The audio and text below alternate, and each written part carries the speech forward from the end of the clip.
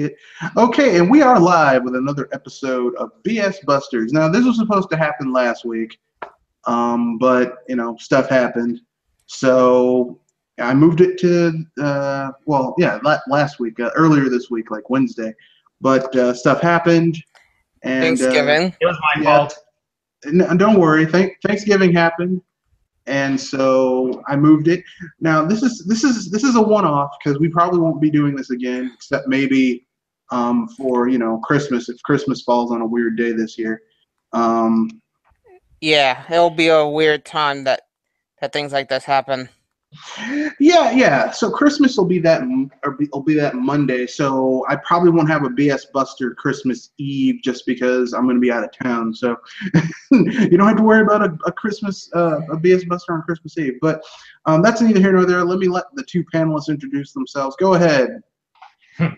Hello, my name is Piggy Don, an upcoming recurring member of the BS Busters podcast. And let's get this party started. All right, Jewel. And salutations, ladies and gentlemen. I'm the Gaming Mage, your Eli Moonstar, and oh boy, we got a lot to talk about with certain topics. Yeah. Oh yes, especially what happened during Black Friday in regards to EA. Oh, epic assitude strikes again. But anyway, that's neither here nor there.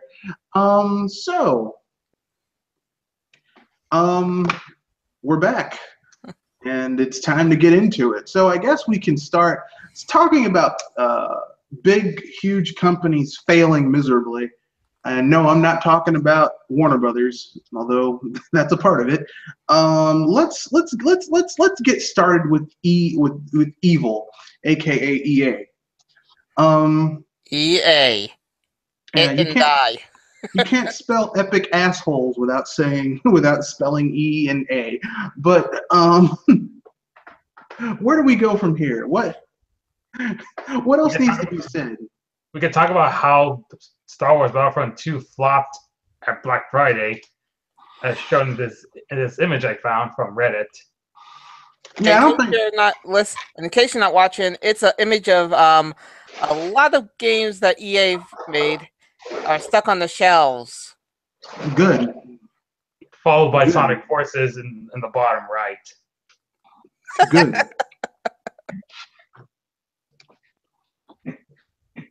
I mean, so that's the game that was stuck on the shelves with EA junk. What this means which means that people are actually hitting EA where it hurts, not buying their games. And if you can see on the screen, here you go. Star Wars Battlefront for the PS4 and the Xbox 360, and I think even PC, people aren't buying. And, of course, the lone Sonic Forces down there. And there's like only 2 copies left. Yeah, I think people bought that. Those 2 copies are just the 2 copies that, whatever. But, yeah. Yeah, the digital deluxe edition. Yeah, I mean, I don't really feel sorry for EA. I mean, they brought it on themselves. How many years has EA just been bending over gamers and just ramming it? Since the early 2010s. Well, I'd say before then, but really, I'm going to say this much. EA basically, you know what? You're right. Basically, when John Riccitiello left, and I couldn't stand Riccitiello, but when Riccitiello actually tried to get EA to make new IPs, right, to do new things, because when you're a video game company, you have to stay fresh. You need new ideas. You need fresh ideas, and EA just Well, you have to take risks, and the thing is that Riccitiello took a risk with the Old Republic, Star Wars: The Old Republic, the MMO, and unfortunately, it didn't work out because there wasn't enough content to really sustain it in the beginning, and they spent a lot of money on it, and so basically they fired him. And then they got this douchebag Andrew Wilson, and well, I mean, look what he brought. loot boxes, lots and lots of loot boxes, so many loot boxes.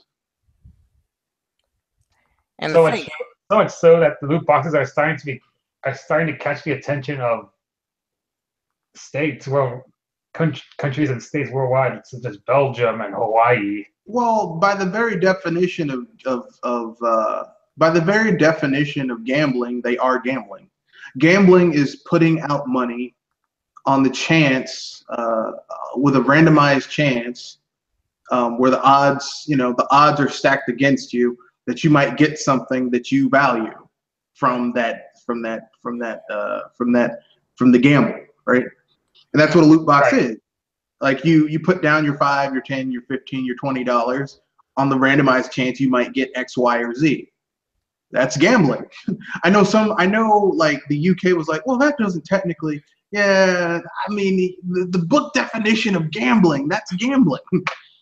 And the AI also fired the creator of Plants vs. Zombies for refusing to use the pay-for-win system. And that's why Plants vs. Zombies 2 is the shit that it is. And I have the first game on PC. I've bought it like 3 times. 3? Yeah. I like Plants vs. Zombies. It's one of my favorite games. It's basically interesting take on Protect your turf. Well, I was going to say a tower defense game, but basically that's the same thing. Have you also tried out Garden Warfare? Excuse me, what? Garden Warfare. No, I didn't get that because I was like, they basically turned Plants vs. Zombies to a shitty Battlefield game. That's what comes to mind when you hear Garden Warfare. Yeah, Modern Warfare, Garden Warfare, whatever. Like when I think Plants vs. Zombies, I'm like, I want a tower defense game where your towers are, plants, house plants that you put in a garden that attack stuff. And like Plants vs. Zombies 2 is a microtransaction loot fest. Yeah. I'm not gonna lie, I pirated it.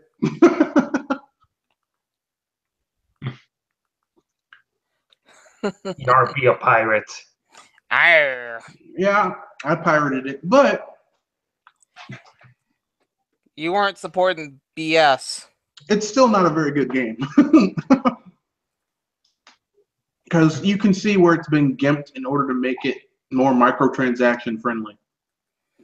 Boo. Yeah. That's EA for you, though. Yeah. Find a way to turn something good into shit. They've been doing it since 1980-something. Sadly. Mm-hmm. Yeah. So anything else we want to rile up about EA? Like any other recent shenanigans they've been doing? Well, I mean, we have to talk about the elephant in the room, or should I say the mouse in the room. So the elephant in the room in this case is that EA managed to their big holiday game, which is Star Wars Battlefront 2, is bombing right now. And not only is the game itself bombing, but they had to disable the microtransactions for it. And they're not in a really good shape to turn them back on. It seems, but from what I've seen, even when they disable the microtransactions, the game is built around microtransactions and loot boxes. So when they disabled them, the game is glitching out because of it. Oh my god.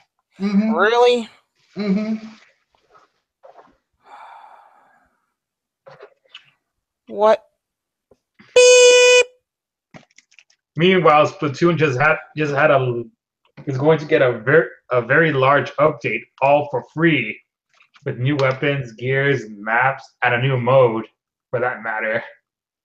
Well, I mean, does anyone feel sorry for EA? I mean, like I've said this before, and some gamers are going to get mad at me when I say this. They're like, we don't need the government regulating this. It's like, look, listen, okay? If your business model is built upon fucking people over, you need to be regulated. Case in point, the cigarette industry. It was an entire industry built on fucking people over, getting people addicted to something that was killing them. Okay? And eventually, they had to be regulated. And now, you know, quite a few of the cigarette companies went out of business. And the way I feel about it is, fuck them. I mean, that's really not far enough considering they were peddling something that was killing people. And they knew it was killing people. They buried reports telling people, yeah, don't do this because it's killing people. South Park but according to South Park, they were those cigarette companies are just doing what just following the consumers. They have no intent to kill anyone. They are just following what their consumers want. Oh. Yeah, that's like. That's like a drug dealer. Hey man, people want cocaine. I'm giving them cocaine, but the cocaine is killing people. Hey, I'm just making them happy. If they OD and die, well, shit, that's on them. You see how that doesn't make any sense? Zero. That makes zero sense because. Yeah. So to be fair, cocaine may as well be is about less hazardous than tobacco.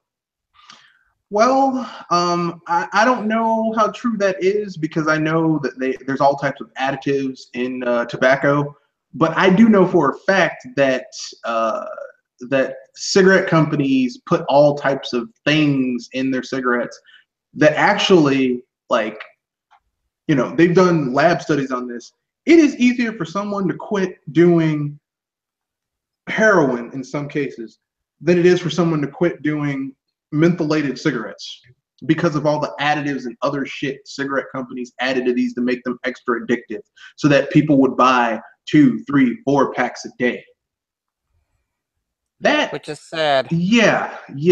And so eventually the government, due to outrage from customers and people that were touched by this, or new people in their family that were touched by this, they finally regulated them. And a lot of cigarette companies went out of business. And the way I feel about it, fuck them. So now we have EA that's basically using very scummy practices in order to make money. And I know what some people say. Advantage of people with gambling problems, right? Yeah, they're going to say, well, it's no one's forcing you to buy these microtransactions, these loot boxes. But here's the thing. Gaming is an addictive hobby. All right? Video gaming within and of itself is an addictive hobby, right? I mean, most hobbies have some form of addiction to them because that's why they're someone's hobby. They take enjoyment from it. That enjoyment is addictive within and of itself. You know, and this goes beyond just video games. Like people who like to read books, they will go out of their way to find different copies of books. They will go on hunts to find a certain copy, to find a certain print edition, to find unadulterated books, which are basically ones that haven't been heavily edited to make them appeal more to certain audiences, so you get a more complete version. It's closer to what the writer originally wanted with a book. So, I mean, that's a form of, you know, making something kind of addictive isn't that bad. I mean, you know, people are kind of addicted. Be careful of how it's made that way. Yeah, but when you go out of your way to basically prey off of people's vices, which is what loot boxes and microtransactions are, it's like, well, okay, in order for you to level up this skill in this game, you can either play 20 hours as this character, or you can just give us, you know, $10 and you might get a chance of getting that skill card to drop from this box. Each box has 4 chances. Take your luck. That's gambling. So then you got someone who's addicted to the game, and then you add that to someone who also not only has the addiction to that game, they also have a gambler's tendencies where they like the odds and chances and all that type of stuff. Whew. That's dangerous. Mm-hmm. And I remember years ago there was an attempt to ban Chuck E. Cheese because of this, because of their games being using the same form of gambling as regular casinos. Oh yeah. Oh yeah. Or carnivals. I mean, I know some people are going to be like, "Oh, but you're being A hypocrite. no. Actually, to tell you the truth, I don't really play games with microtransactions. I don't really play games with loot boxes, and when I do play games like that, I don't spend my own money for the stuff. I like just grind it out and get it myself. Like when I did play Fire Emblem Heroes on my smartphone, I was like, I'm not going to give Nintendo 99 cents for this shit. Yeah. But then again, I'm cheap, so. Yeah. Yeah. I'm a cheap bastard. So, I mean, it's EA. That's what they do. Those of you who are watching, give us your thoughts on in the chat section about EA's shady ass practices. And unfortunately, the sad thing about all of this is that, It's sparking influence of other companies. well, I mean, hopefully the backlash to this will go to other things that have microtransactions, like that shitty GTA Online. And Or Overwatch. yeah, but I wish that Joel had the copy to that visual essay. To be honest with you, I didn't even think that. Hold on, you want me to actually? I couldn't get the link if I can't get the link if you want, since I. Yeah. If you can find that, basically, Activision's not making that much money on the Overwatch loot boxes, and the loot boxes in Overwatch aren't really like they don't actually affect the gameplay. They're all just skins. So like less than 1% of the revenue that they get from that game is generated from loot boxes. Most of it is from people buying the game. Huh. So I guess that means they must be doing something right Almost with got it. no, it basically just means that numbers-wise, Activision is not perfect. I mean, the shit's come out from Destiny that they're basically fucking people over. But here's the thing: Overwatch was created by Blizzard. Blizzard's old school as fuck. Okay, they're old school, and old school business means you find a solid business model and you support it. You don't f over your consumers. Yeah. And they even poked fun of pay to win system with their latest StarCraft commercial. Mm-hmm. Which is kind of funny. Like, you get everything, the whole game, for free. And what they don't tell you is that StarCraft 2 Zerg and StarCraft 2 Protoss is you can buy those. I think those are now like $20. So, I mean, but those are expansion packs. No. They split the game into 3 parts. Oh. I mean, I don't even think they're expansion packs. It's literally like StarCraft Terran has a single player campaign that's all about the Terrans. StarCraft Zerg has a single player campaign that has you playing as the Zerglings. StarCraft and Kerrigan, and StarCraft Protoss is about the Protoss. Now, I have the one that's about the Protoss but I bought it at launch for like $50. But I mean, you have to remember, you might not know this about me, but I'm a huge StarCraft fan. But my favorite race, unlike the Terrans or the Zerglings, I'm a Protoss fanboy. So, I mean, any race that has like their base unit are these little foot soldiers with lightsabers in their hands. You got me. Won by charm. Yeah. But yeah. Not to say Blizzard's perfect, but yeah. But they're doing their best to keep it old school. yeah, they're a damn sight better than the rest of Activision with their bullshit. Like they did with Destiny. Oh, we changed the algorithm for in-game leveling so that you have to spend more money on microtransactions. Yes. Yeah.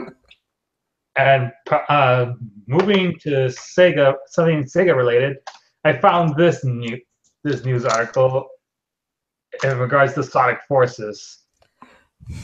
Mm-hmm. They're using one of the more popular Sonic memes into the game as a free DLC T-shirt for your avatar. Yeah, Sonic. Yep. You know, it's sad when the joke making fun of your character is considered funny. Could you see Nintendo doing that? Nope. Not unless they're desperate. And last time I checked, they aren't. Well, no, even during the Wii U reference of Luigi gets there. Yeah, but that was kind of cool, and that was something they put in there themselves. Like, you know, it's when you put something in the game yourself before it becomes a thing, that means you were putting it in there for it to be cool or like a nice little nod. But like, you know, but I mean, this just shows how far Sega fell over the years. So that's great that they're trying to embrace their parody memes into their games.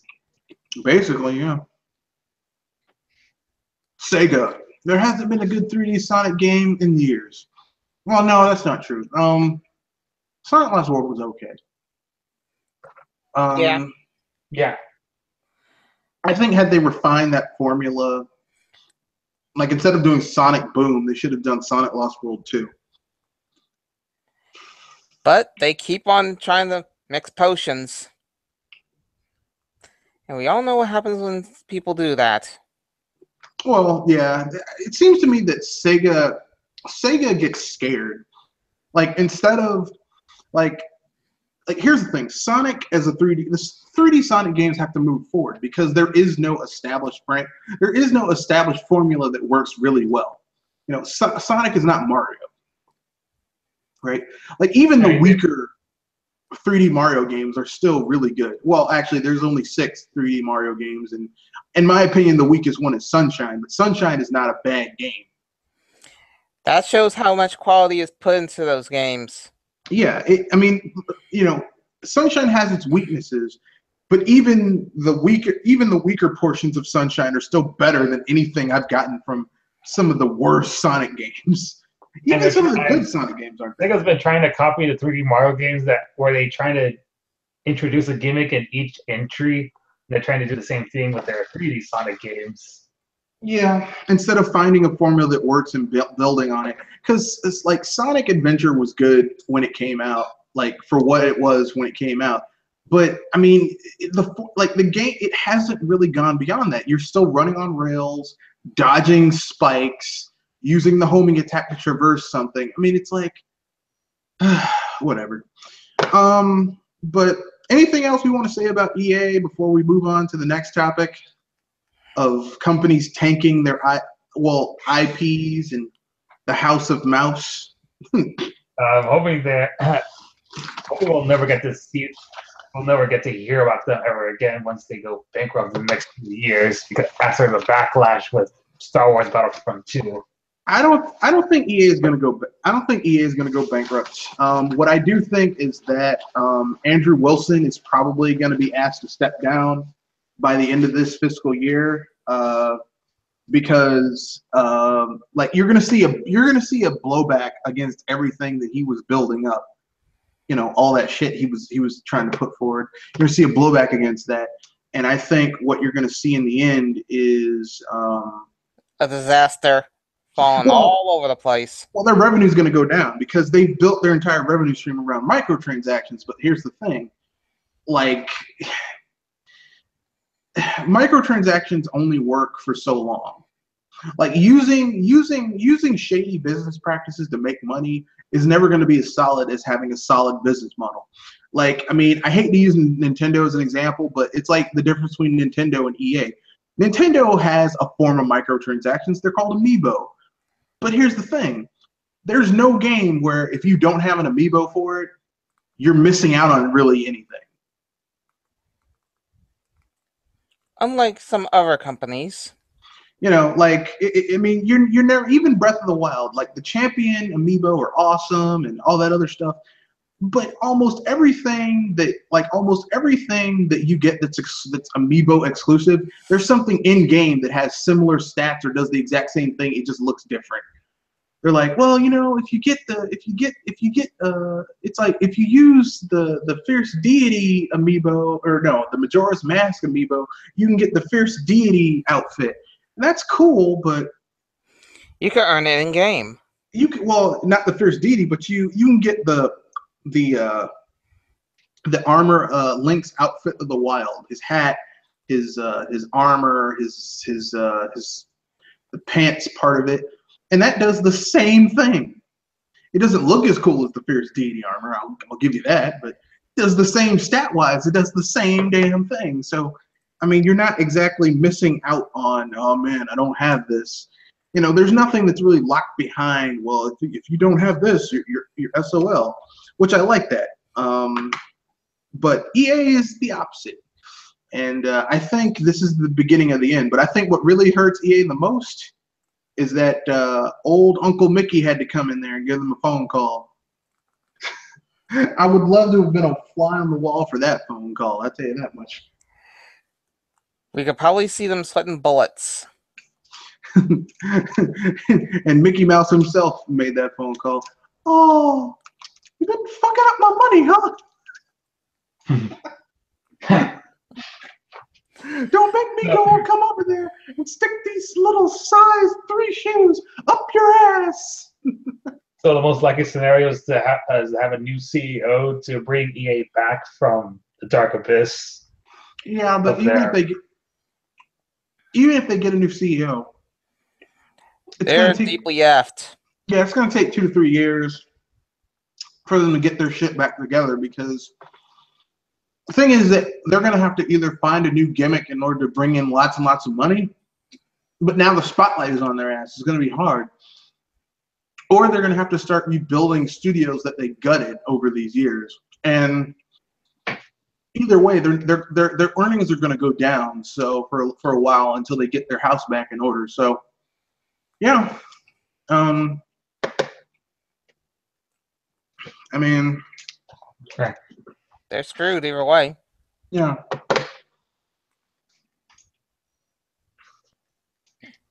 I mean, I don't know. I'm gonna leave, for those of you who are watching, I'm gonna leave a link in the chat section to a really good video found by Jewel Ryder that basically explains in deeper terms about why EA isn't in the best of shape right now.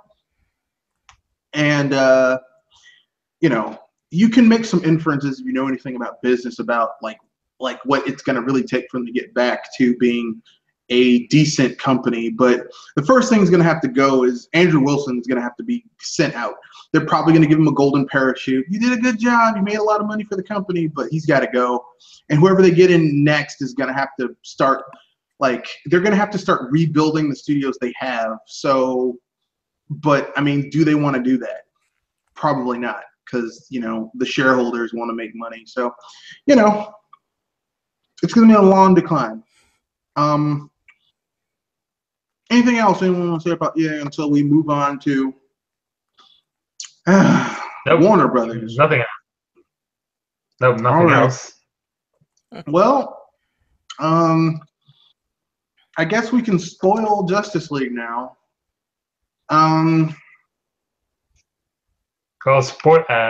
Spoil about the end credits scene. There's a hint of the Legion of Doom for the sequel. Yeah. Well, here's all I got to say about that. If this Legion of Doom is going to be headed up by this movie's version of Lex Luthor, they're going to lose badly because he's a fucking incompetent Lex Luthor. He's terrible. Incompetence? I was going to say, that's putting it lightly. I thought you would say something worse. Shitty. He's a shitty Lex Luthor. There we go. Yeah. I mean, he's nothing like the Lex Luthor we all know, that we all grew up with. Here's how bad Jesse Eisenberg is as Lex Luthor. I would rather have the guy who played Lex Luthor on Smallville? Smallville, yeah. And he was terrible as Lex Luthor. But I'd rather have him than Jesse Eisenberg. Movie. Yeah, than Jesse Eisenberg. I'm sorry, no. No, no, no, no, no. No, no. I'm going to tell you, the scariest Lex Luthor we've had live action was Kevin Spacey. Now seeing the fucked up shit that's come out about Kevin Spacey, totally makes sense that he would be such a menacing Lex Luthor. Downright evil, if you will. It's like, damn, I wouldn't want to be left in a room alone with this Lex Luthor. And now we know why. And I wonder if this movie's incarnation of the Legion of Doom will include all the members from the cartoon version of the Legion of Doom. Well, not likely. Probably not. No. I mean, because then they'd have to show Gorilla Grodd, Brainiac, Solomon Grundy, Bizarro, Cheetah, Scarecrow, Black Manta, Scarecrow, Toyman, Captain Cold. Maybe Captain Cold. Maybe, yeah. Maybe Captain Cold. Just maybe. Maybe the Joker. Although, to be fair, I was going to say, the Joker is a must if they got to have Batman in it. Well, I mean, that's the thing. In the Justice League comics, the Joker, the Joker's never really a member of the Justice League because the Joker is just so uncontrollable. Like, I mean, the Joker has a really strong personality. He tried to take over the Justice League from Lex Luthor. And here's the thing. Lex Luthor, like, they got so many things wrong with Justice League. Lex Luthor was sent to Arkham Asylum. Lex Luthor isn't crazy. He's evil. He's maniacal. He's got genius level intelligence, but he's not crazy. So he would never be sent to Arkham Asylum. He would be sent to jail. Just normal jail. Or maximum security. And that's what I'm saying, jail. He'd be sent to a penitentiary. He'd be sent to a federal penitentiary. He would not be sent to Arkham. And Lex Luthor never escapes from, well, hardly ever escapes from the penitentiary. Now, will he use the power of his high-powered lawyers to get out on some technicality? Yeah. Likely. But escape from Arkham, I mean, damn. He needs to fall pretty hard to end up there. Yeah, Lex Luthor is a dick, but he's not crazy. Not to mention, in like anyone sent to Arkham Asylum, they're probably going to escape soon anyway. But before we get their security, before we get to the bad parts about Justice League, let's talk about the good parts. Who wants to go first? I'll just say the Flash was one of the good parts of the Justice League. Anything else? Because he was so proper development for certain characters. Well, you can be spoiler-tastic. This is a spoiler. You can just let it all out. Let's see. Well, Superman having a much lighter personality after he was brought back to life. Superman being Superman, yeah, I like that too. That was it. Yeah, especially with his conversation with the Flash. Yeah, as a throwback. Yeah, I think they began to get Superman right with this film. I think that the parts of the film that they're directed by Joss Whedon were pretty good. So like 45 minutes of the film where you had interpersonal interaction. I actually don't like this version of the Flash because he's too fucking young to me. He's too young? Well, Barry Allen's in his yeah. 30s. Like this version of the Flash is like a teenager, maybe a little bit older, like in his early 20s. Like he's not like Barry Allen's supposed to be like, even though Barry Allen's kind of the lighter person of the Justice League, he's not a kid. Like let me put it this way: if you want to see a really good interpretation of Barry Allen, watch Justice League or Justice League Unlimited. Okay, did that character in any way, shape, or form seem to be like Ezra Miller, like a little fucking kid? Good point. Exactly. And if you want to see a really good version of the Flash, watch the one where Lex Luthor creates this thing that lets him switch identities and bodies with the Justice League, and he tries to get Superman, but he winds up getting the Flash, and he takes off his mask. He's like, I've never seen this person before in my life. And when the Flash in Lex's body says, no, because I'm evil. Yeah. There's this part where he goes to the bathroom, and the guy's like, hey, you didn't wash your hands. He's like, I know, because I'm evil. and the Enchantress is like, well, he's like, I'm not feeling good. Yeah, you just need to relax. I'll go with you. And they go into the room. Apparently, they have sex. He's like, this is not relaxing. he's like, this is not relaxing. And like later on, she's like, oh my God, it's never been like that before. It's like you're a completely different person. He's like, I'm sorry, this is just too funny. Yeah. So my point is this. My point is this. Ezra Miller doesn't scream Flash to me. I'm sorry. I know some people, I really like this version of the Flash. First of all, you're too goddamn young to be playing the Flash. Second of all, he's got the heart of the Flash, but not the age, which kind of bothers me a little bit. Superman was good. I like that.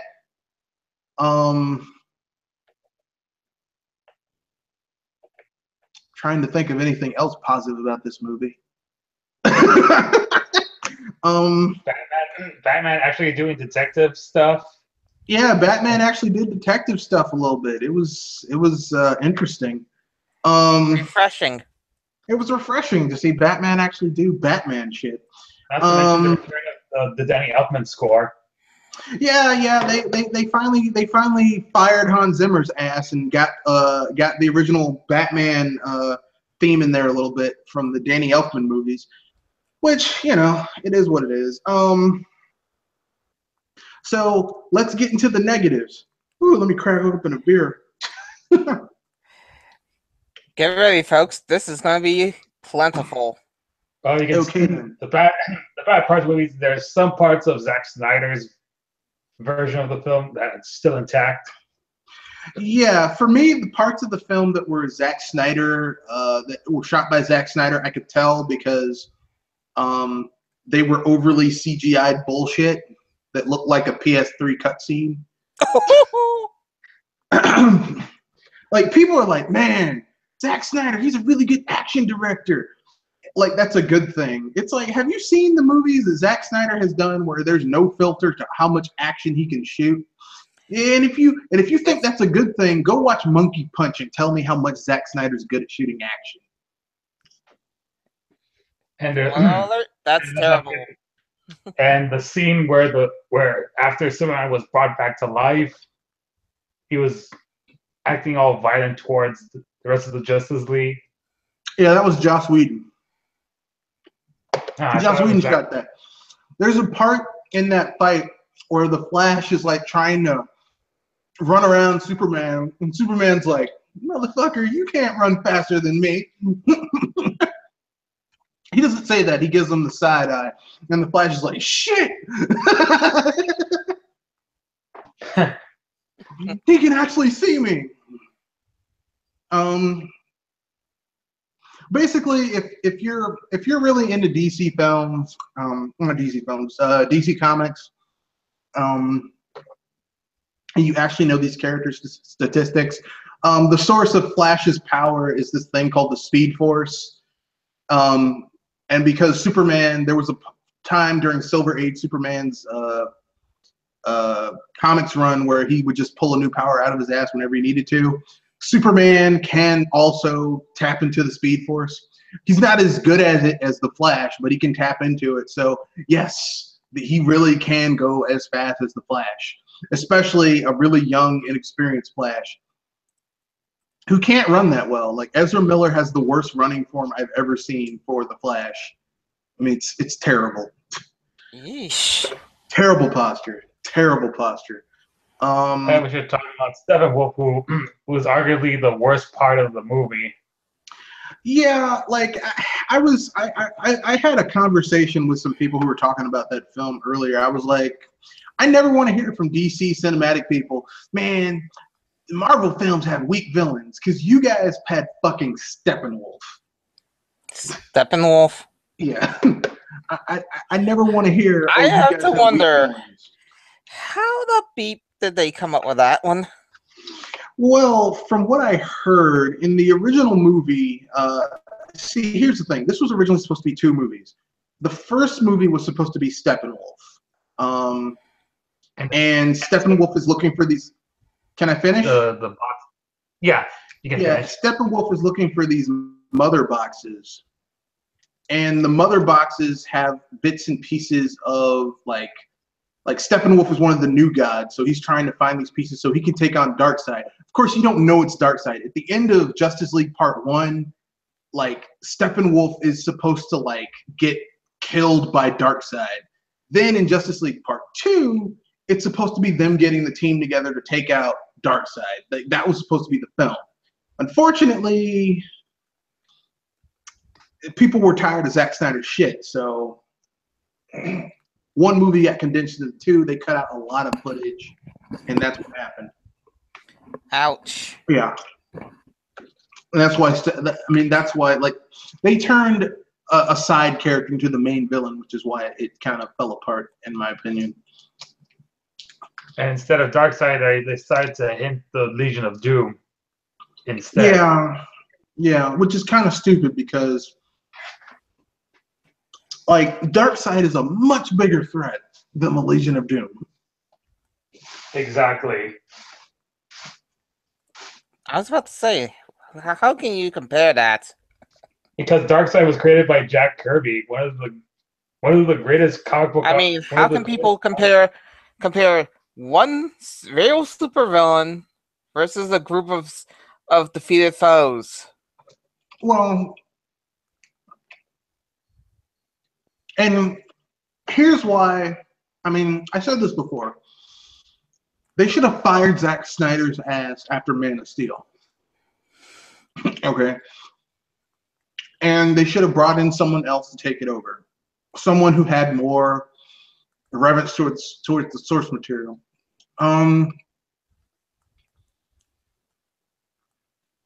They should have made Man of Steel 2. Hopefully fixing how Zack Snyder messed up Superman in Man of Steel 1. They could have done, that could have led into Batman v Superman. You would have had in Man of Steel 2, you could have had a Superman who was like actually like then they could have done the tonal shift for Superman then. That Man of Steel who farted Superman into more of a classical Silver Age Superman. You know. Yeah.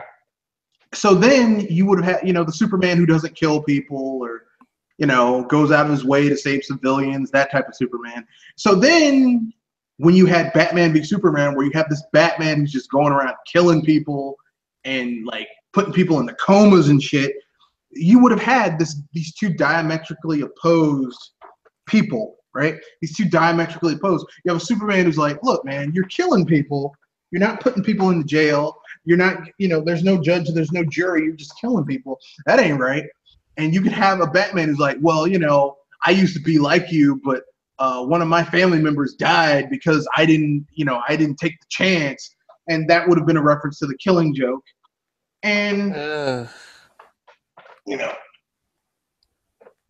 sorry, I dropped my pen.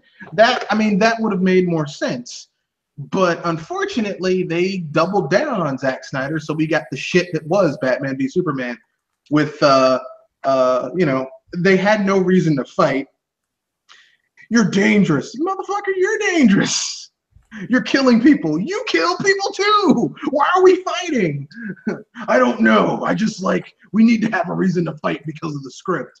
And then in order to stop the fight, Martha, where's her name? I mean, I'm pretty sure the parademons could have gotten out of getting their ass kicked by Batman the few times that he fought one off by just saying, Martha, where'd you get that name? I was hoping that if there was going to be a Man of Steel 2, that I was hoping that they would actually give us an actual Lex Luthor with Jesse Eisenberg's Lex Luthor being his son, and give us a reason why, a legit reason why he hates Superman and Batman v Superman, because Superman how his father was killed because, and blamed Superman for it.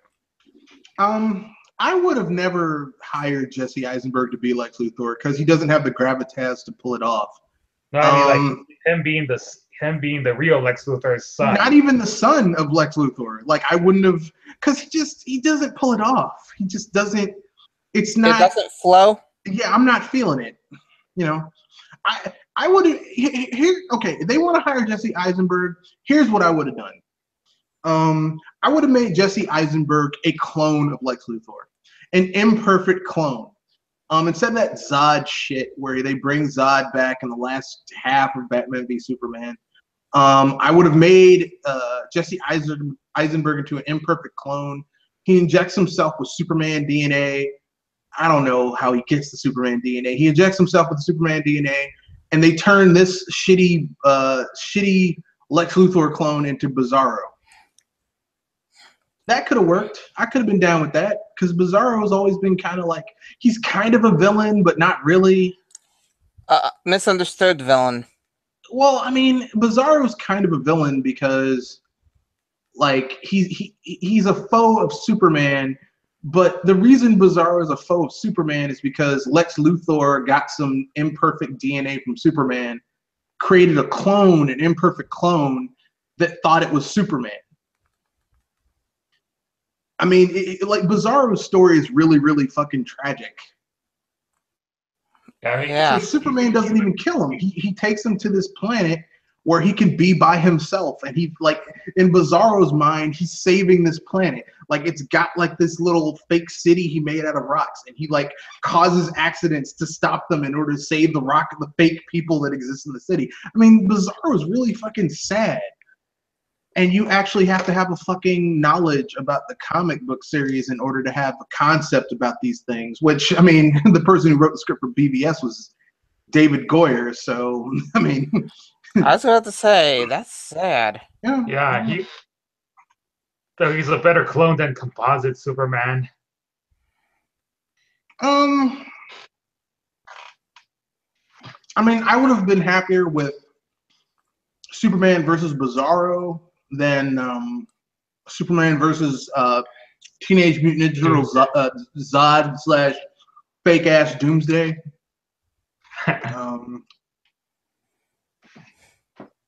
But the worst insult to injury is that at the end of BVS they kill off Superman and we're supposed to care why.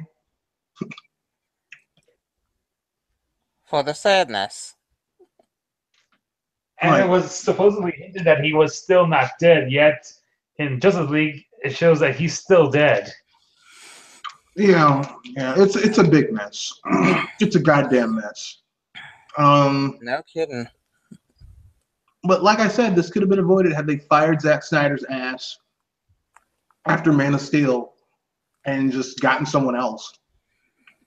Because Zack Snyder wasn't handling the material with the type of care that it needed to be done with. And like, people are like, Justice League is not making money because it's a bad movie. No, because DC fanboys will defend anything.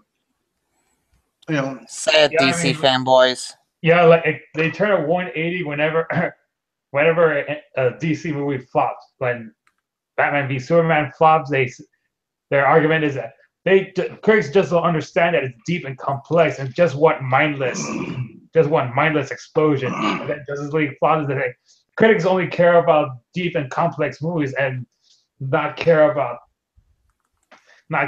fun, explosive. Yeah,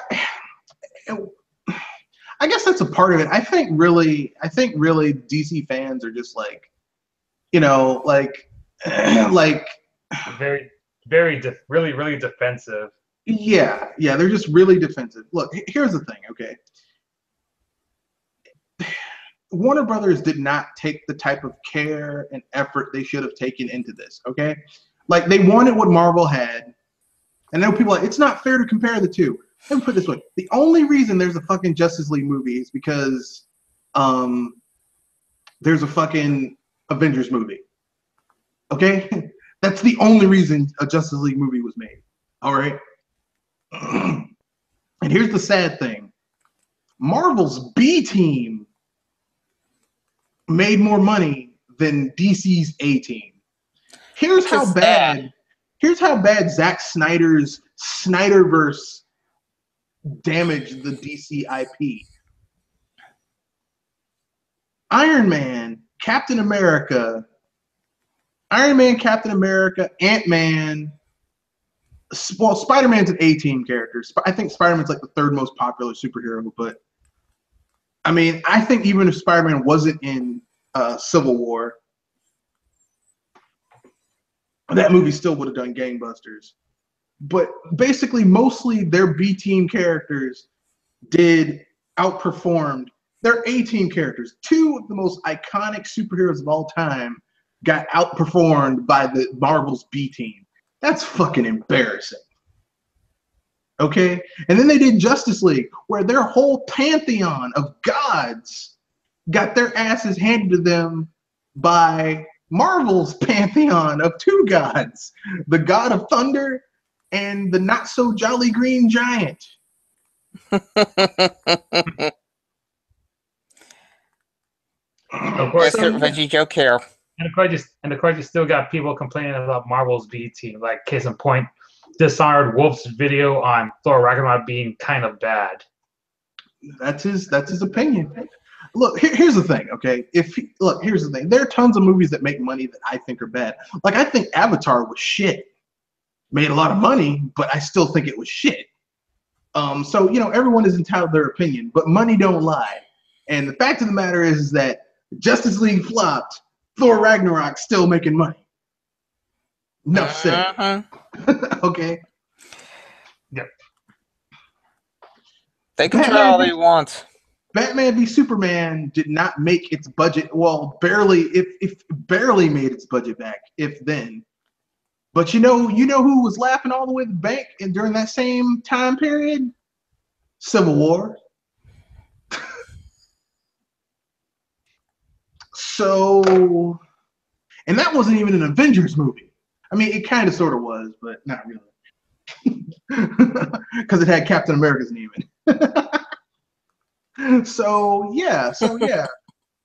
Marvel's B team kicked your A team. And you want to know why? Because Marvel built their universe right. They made one good movie, and they built upon that one good movie. You guys started with Man of Steel that was shit.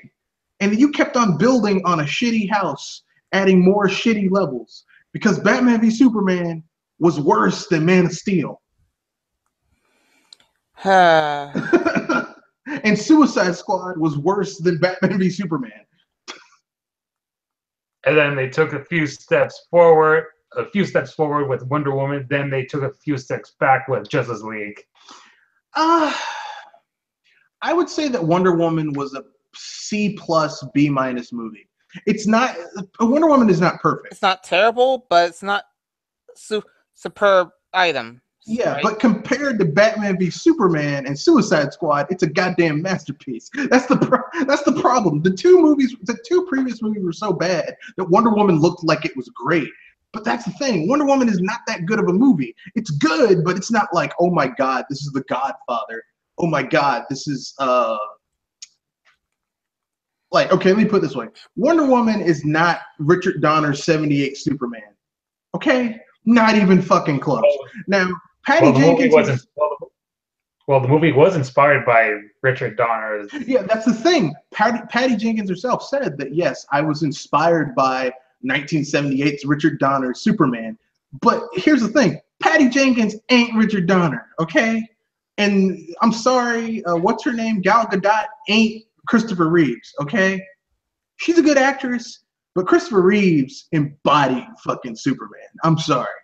Like, and I know everyone's like, Henry Cavill, we need a new Superman for a new age. Fuck you.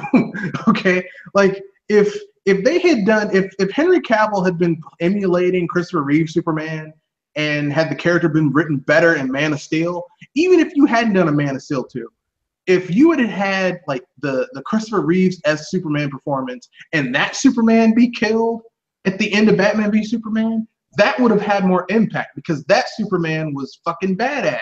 He was just as happy, taking like saving civilians in a city as he was saving a cat from a tree.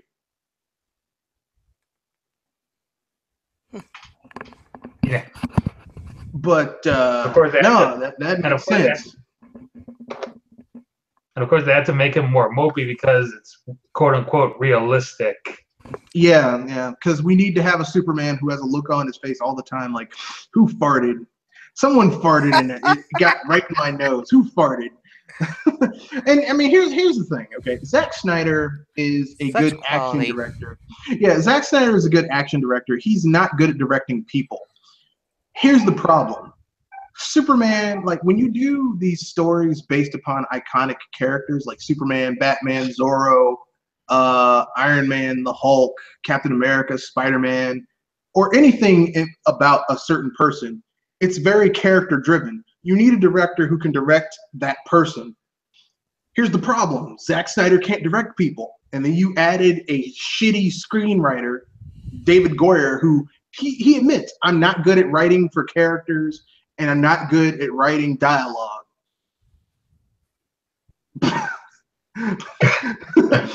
Which really, those are like the three those are two of the most important things that a scriptwriter can do. Like, here's the thing. I don't like Quentin Tarantino that much, but the man is a master at writing dialogue and writing characters. He's really good at it. Okay? But that's neither here nor there. Let's move on. Yeah. That's neither here nor there. Let's move on to spoilers for Mario Odyssey. Okay. Who wants to go first? Spoiler alert. Ow. Peach rejects both Mario and Bowser and becomes a strong, independent woman who no man. At least she battles the world. I wouldn't call it that. I would call Peach becomes what we have always known her to be, an irresponsible ruler who, instead of doing her duties and seeing after the Mushroom Kingdom, goes on a vacation because she's a fucking terrible ruler. Which she does. I mean, I'm sorry that she's been, she's always been kidnapped by a giant fire-breathing dragon turtle, but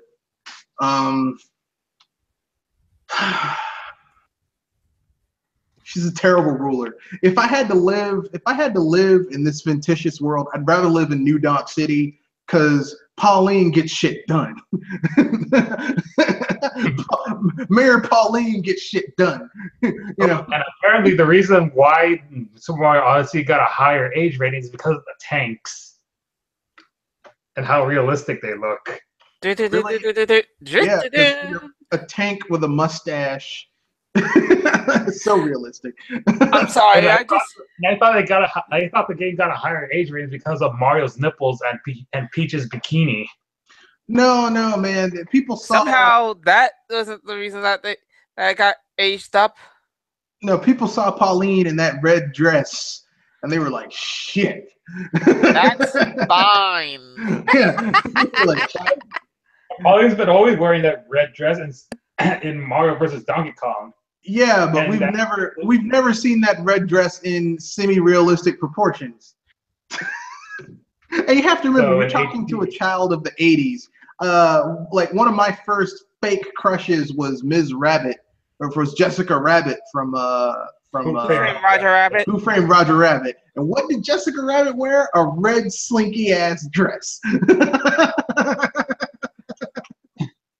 So of course I'm like, oh, you got me. But that's neither here nor there. Mario Odyssey is a great game. It's not my game. It's not my favorite 3D Mario of all time. I'm sorry. I know some people are gonna curse me out. How dare you, you bastard! It's not quite the best. But it's still pretty good, though. it's still game of the year. Yeah, it probably will be game of the year. I was about to say, compared to Mario, I mean, compared to Legend of Zelda, Mario and him are going to be having room issues about who's getting Game of the Year. Yeah, it's going to be a fight. It's going to be a fight between. Look, I tell you, who won't be getting Game of the Year? Star Wars Battlefront. Oh. It's going to be Star Wars Battlefront isn't nice way to roast the turkey. Yeah, it'll get the golden poo of the year. No, but here's what I'll say. The final Bowser boss battle, even That once was you, but I can hear your problem with it. here's what I'll say.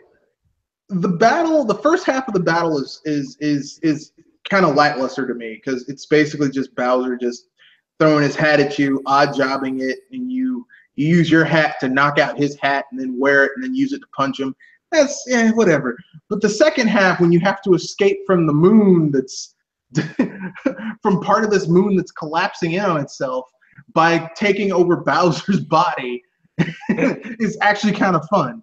And it's also very Sonic adventurous because it plays a vocal song just like every final boss in a Sonic 3D Sonic game.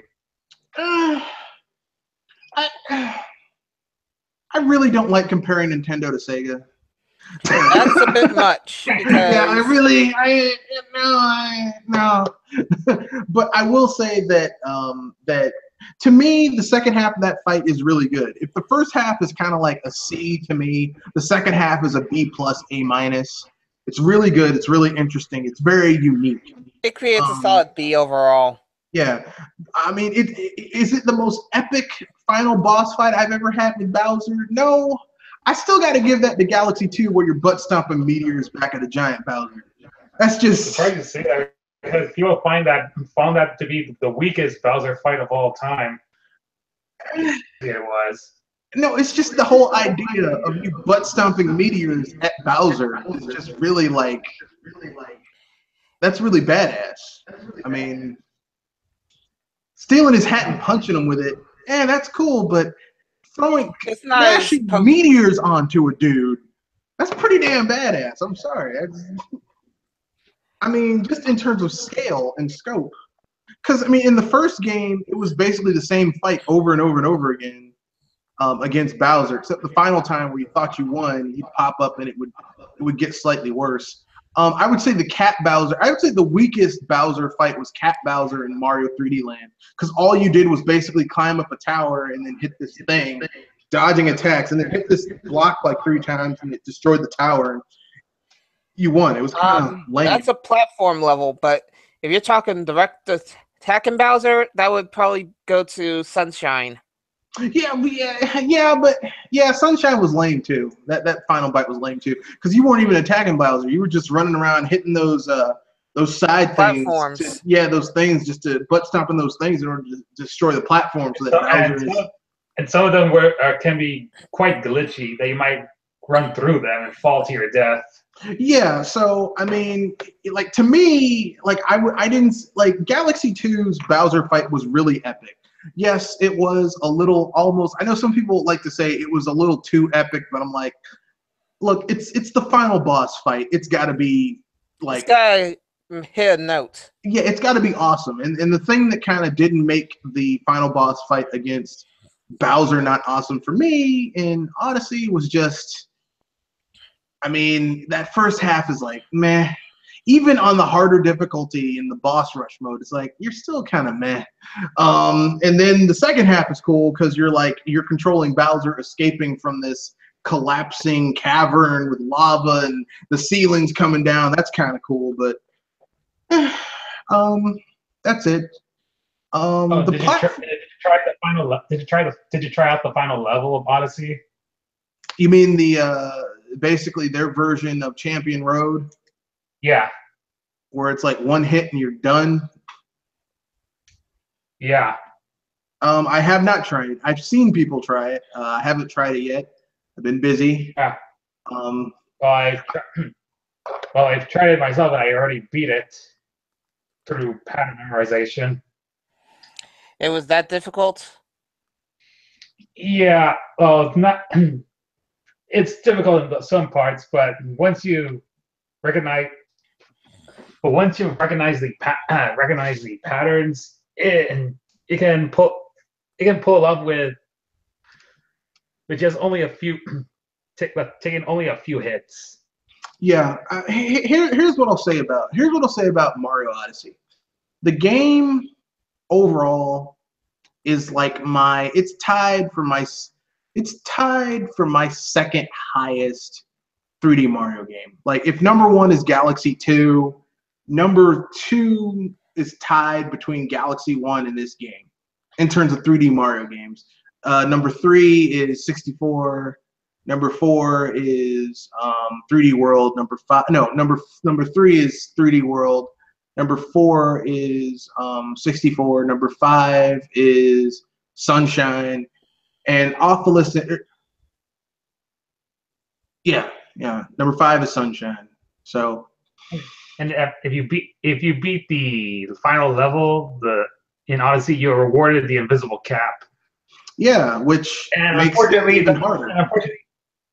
And unfortunately, you still get hit by enemies. Yeah, which doesn't really help whatsoever. But whatever.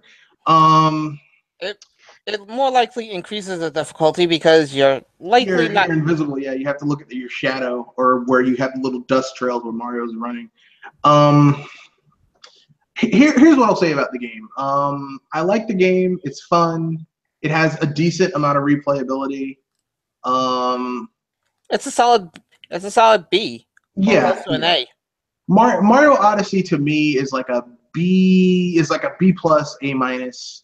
It's not a perfect game. For example, sometimes the toughest enemy in Mario Odyssey is not the enemies, it's not the bosses, it's that damn camera. I was about to say, when hasn't it been the camera that always been a lethal foe? Yeah, the camera is still not great for a 3D game. I mean, it's better than a lot of other 3D games, but it's still shit. I died because the camera didn't show this, that, or the other, or it wasn't pulled up far enough, or it made me mess up my jump. And the camera was also continue. No, go ahead. You were going to say the camera was also. And the camera is also an issue in another 3D platform game, Epic Mickey. Yeah, the camera. And in the sequel, they spent most of their development trying to fix the camera and not everything else. Yeah, I mean, because the camera just in the 3D games have issues with cameras. The only 3D game where the camera wasn't that much of a problem was, to me, it's just my own personal opinion, was Super Mario Galaxy 2. And that's why, to me, Galaxy 2 is still my number 1 3D Mario game, just because the camera wasn't as much of an issue. And the platforming, the platforming in Odyssey, it can work, but it's not quite as tight as it was to me in Galaxy 2. Galaxy 2's platforming was just really tight. Epic. It was tight. That was some tight platforming. Real tight. Oh man, that was some tight ass platforming. But that's just me. Any other topics? Anyone else want to say about the game until we wrap things up? Anything? Oh, screw the jump rope minigame and the volleyball. I was about to say, volleyball is harder than jump rope. Really? I found if you put the camera in a certain angle, it's not that bad. But I get what you're saying because until you get the camera right, it's like, oh, come on. Yeah. Well, the volleyball minigames it can be done if you're playing in 2-player mode. But jump rope, it takes serious skills. Or you use the exploit. But that's gonna be patched out. Or you just buy your way out of it, like some people did. What? Yeah, well, in the game, once you beat Bowser the first time, it opens up, and so basically, you can, if you have enough money, you can buy all the stars, so you don't have to do all that crap. like you can find a lot of them, but someone's like, I don't feel like I don't know where that star is. I'm just gonna buy the 3 or 4 that are missing in this area. You just go to the next world. It's kind of lame, but I mean, It's a cop out. I mean, look, listen. I do not feel like spending. I'm gonna keep it real. I've done it to a few worlds, but like I don't feel like spending 2-3 hours looking for a star. I don't have the energy for it, and I don't feel like I don't have a lot of Mario amiibos, so I don't necessarily use the Mario amiibos with it. So just like, I'll just buy the 3 stars I'm missing and move on to the next one. I got shit to do. But here's the thing.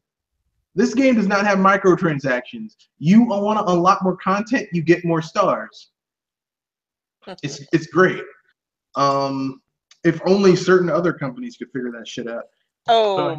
So I know a few users who are complaining about how stars aren't available until post game because they want to complete the game 100% before facing the final boss. Yeah, but that's the entire point, is that once you like the game is like this journey where you're constantly chasing Bowser, and once you defeat Bowser, the game really opens up. And Nintendo's kind of always been like that. Like in Galaxy 2, like once you beat Bowser the first time, like you open up all these extra galaxies and stars that you can get. Stars you can get. And it kind of opens up quite a bit. You get the Luigi galaxies where you can play as Luigi, which is actually kind of fun. Yeah, I mean, I wish more games had post-game content like that. Like if Legend of Zelda had good post-game content, like after you beat Ganon, what can you do after that? I'd play it, but there isn't any. So hey, it's a good game still.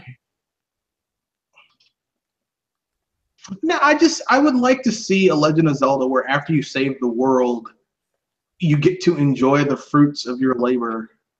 Because most of them end, or it's like you defeat Ganon, you see an ending, but every time you get back, you just you can fight Ganon and that's it, which is fine. But I've never seen a Legend of Zelda that has a post game, where after you beat the game and defeat Ganon, there's still stuff that you can do. Which kind of, in my opinion, that's kind of a failing of the thing. It's I mean, not like a structural failing, but like in terms of man, there's some missed stuff that you could do there. Missed opportunity? Yeah, it's a missed opportunity. Also, I'm gonna say it right now, Mario Odyssey has some of the best fishing I have ever seen. Mario Odyssey, best fishing. It literally, the fishing in Mario Odyssey pisses me off that there isn't fishing in Breath of the Wild. Because the HD Rumble makes fishing so much fun. And I'm like, you guys didn't add fishing into this game? You got everything in this game. You got friggin' you can just steal a boat and use magnesis to propel it across a lake or in the ocean. But you got so much to do, and yet you couldn't make a boat. You can add a fishing rod. Seriously, with HD Rumble? Jesus, lame ass. Well, remember, it was originally a Wii U game. HD Rumble, there's no fishing in it at all. That's the thing. In either, there's no fishing. They're like, well, you can throw a bomb in the water. Fuck that. I want to use a fishing pole and feel it vibrate when the fish is biting on it, and then feel Yoink it up. a clunk when it bites, and then I can go, yeah, I got you. Nope. I tell you, the next Legend of Zelda game better have some damn fishing in it. It better have some fishing and real dungeons. I know that the next Zelda game is gonna be implementing the Switch's gimmicks more than Breath of the Wild, because keep in mind that Breath of the Wild was originally a Wii U game before before a Switch port was being made. I know, but fishing has been in Legend of Zelda for years. Fishing has been in Legend of Zelda since technically there was fishing in. I think Ocarina of Time was the origin of it. No, there was fishing in Link's Awakening. You could fish in that game. There was fishing. There was fishing in Ocarina of Time. There was a fishing character in Link to the Past. You could talk to him. He'd give you a bottle. That was cool. And there was fishing in Majora's Mask. There was fishing in Majora's Mask, Ocarina of Time. Wind Waker kind of had fishing, but not really. Twilight Princess had fishing. Skyward Sword had fishing. So much fishing. Like here are three things I want. Here's two things I want in the next Zelda game, Nintendo, and one thing that you can get rid of. Number 1, fishing. Number 2, real dungeons. Number 3, get rid of breakable weapons, because fuck that. I was about to say, breakable weapons, iffy. And if you do keep breakable weapons, I want a smith that I can go to and get them reinforced and repaired.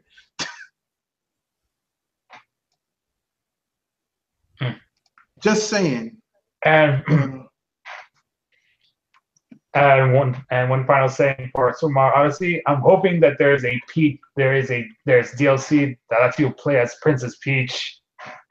Man, your Peach crush is strong, man. Yeah. I don't know. Like, if they add playable characters, I think they should add Luigi before they add Peach.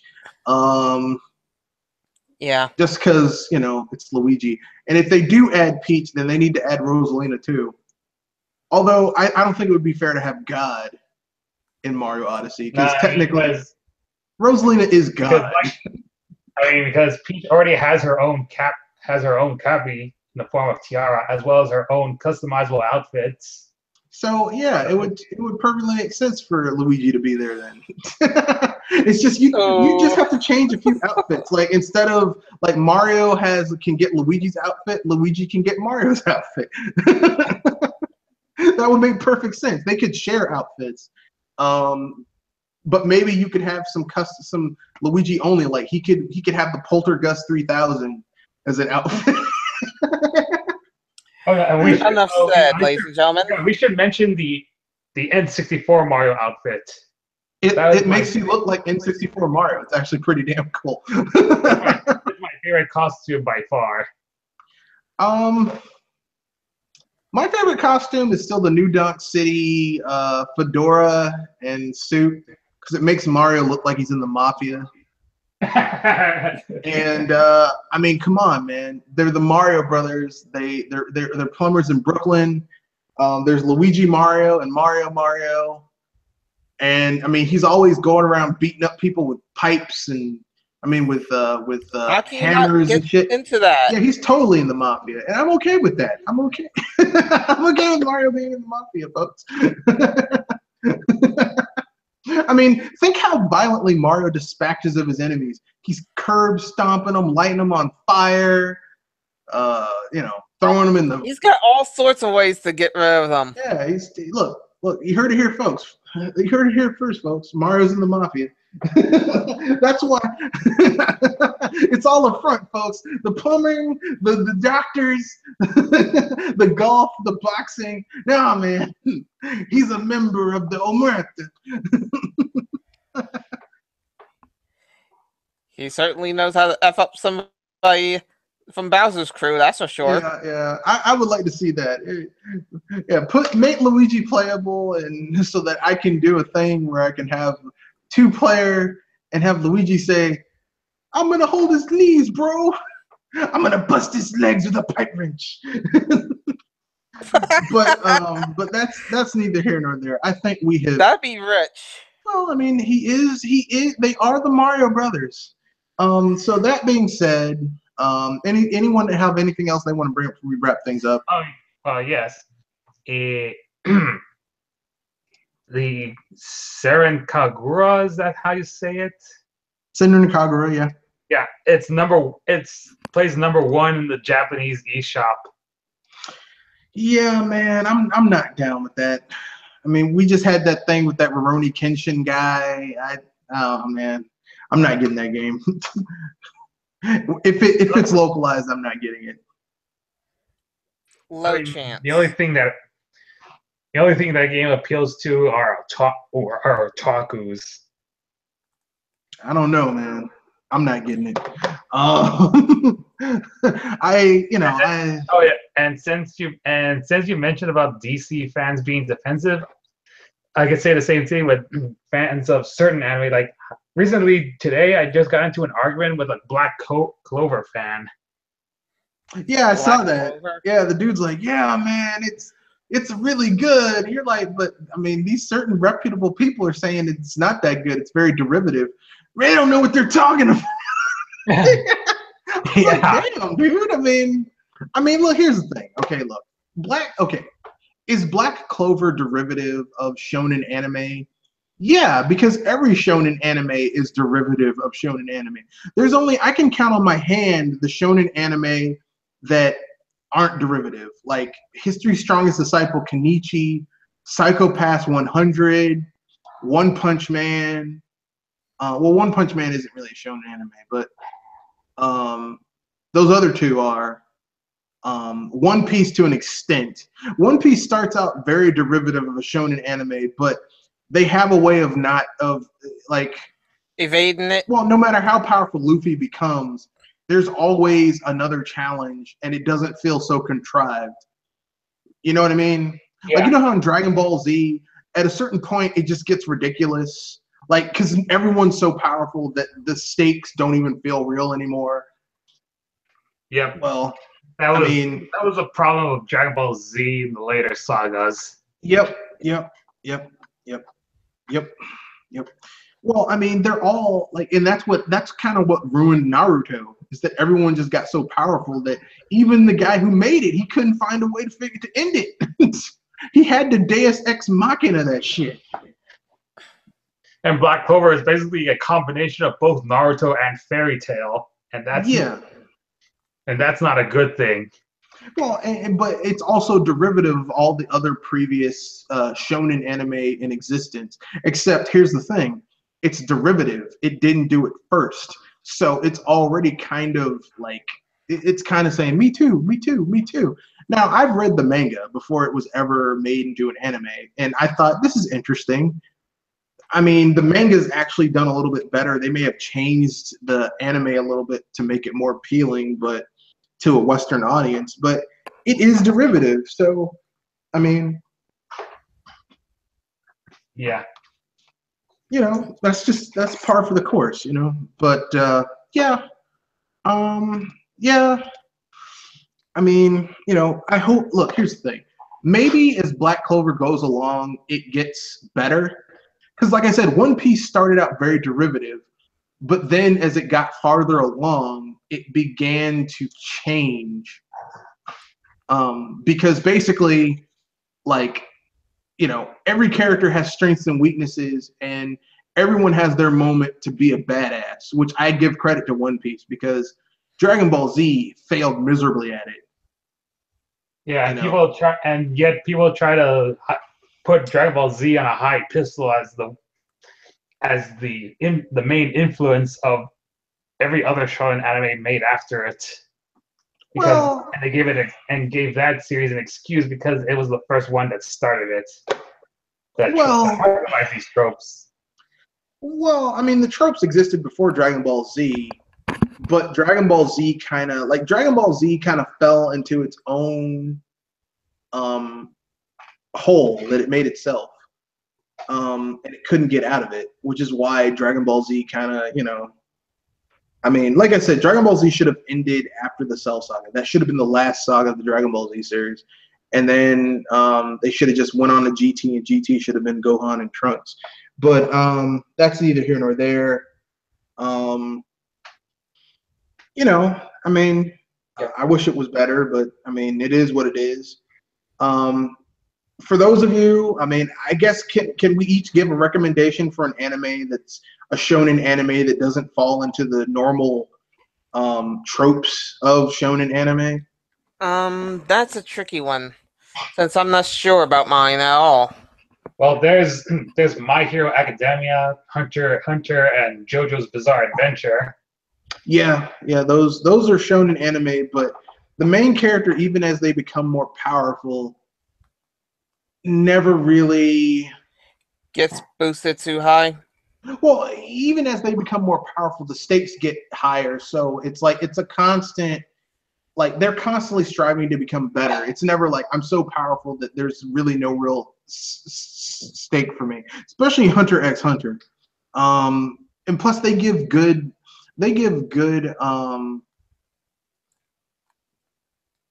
coverage of the other characters, like Killua and Kurapika.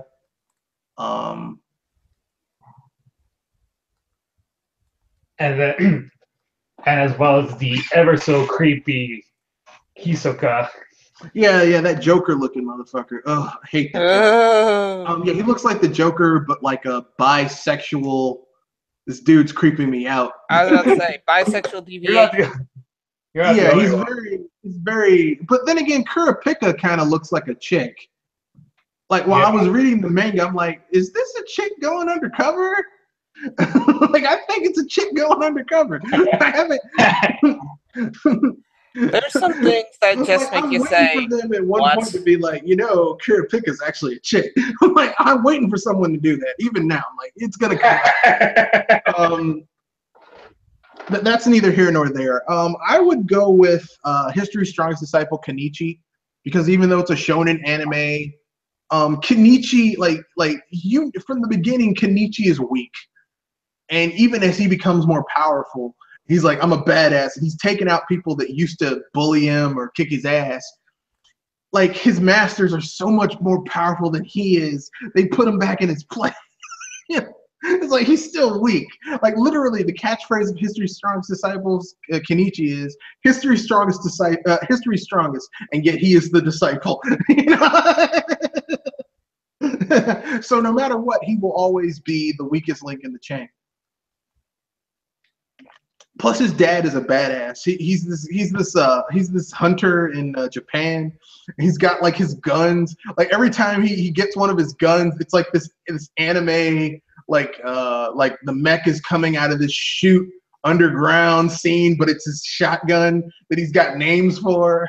It's all badass and stuff, but it's just a shotgun. Shotguns with names that have epic entrances. Yeah, like Sebastian. He's like, they're like, your son, he's at our dojo. No, Sebastian! And then his wife comes in and knocks him the fuck out. Just like, sit your ass down. Like one day he actually managed to escape, and he actually held his own against a ninja assassin master.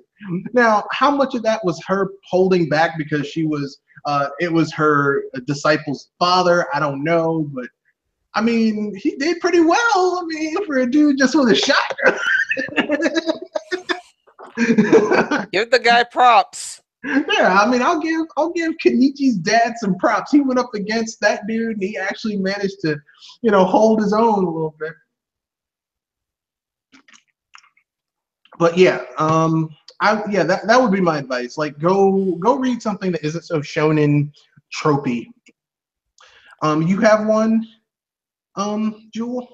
As I said, I wasn't sure, so I bowed out on that. Dr. Slump?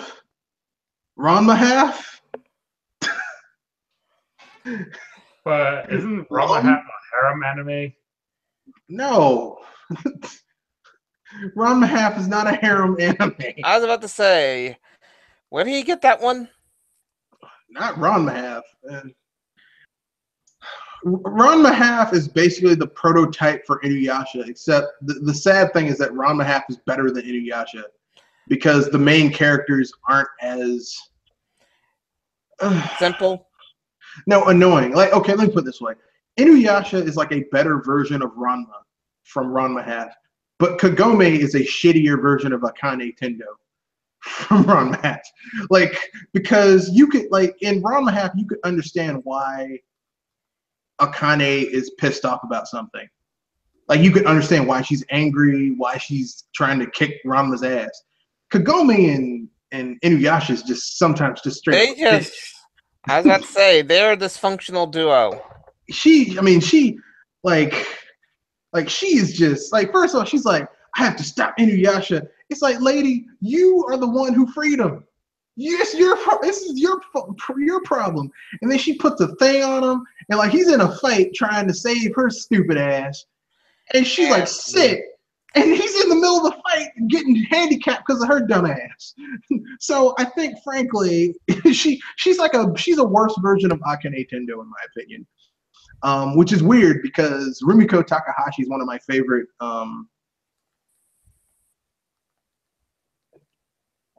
Japanese manga artists, but I think she's dead. You know?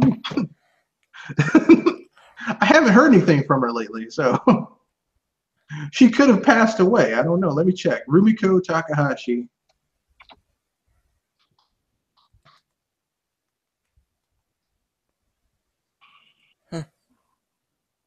Yeah, she's 60, so I think she just retired. Yeah. Yeah. Whew. Yeah, I think she's just retired. And no, she's still doing stuff. She's doing Renee. Yeah. But Renee is much smaller than her previous other stuff. Like she did previous roles. Yeah, she did Urusei Yatsura, which is Lum, My Son Ikoku, which I'm not sure what the hell that is. Mermaid Saga, Ranma Half, 1 Pound. Oh man, I didn't know she did 1 Pound Gospel. That's a really good one. Rumik Theater, which I have. Inuyasha, which is like her biggest one to date. That's like 56. That's quite a list. Well, Ranma Half is bigger. Ranma Half has 53 million circulation in Japan, whereas Inuyasha was 45. And Renee, which I've never heard of. I might have to watch that. And do you guys think that Dragon Ball Super will end soon now that Bulma's VA is dead? In Japan, no, they'll just find someone else. In America, look, man. Iffy. Yeah, in America, look, they'll find someone else to do the voice. Yeah. I thought it was the other way around. Because in Japan, they get once a Japanese voice actor is dead, they retire the character. Well, I guess they'll retire Bulma's ass. I don't know. Whereas then they're screwed because the person who's been voicing Goku for years is old as shit. She's like 83 years old. Not in good health. So what's going to happen when she kills over and dies? I mean, I hate to put it so crassly. God forgive me. But seriously, what?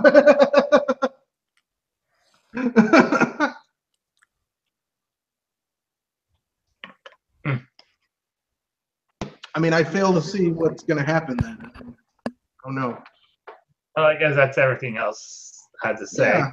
So I think I think we've exhausted all the limits. Anything you guys want to pimp out before we wrap things up? Anything? Let's move.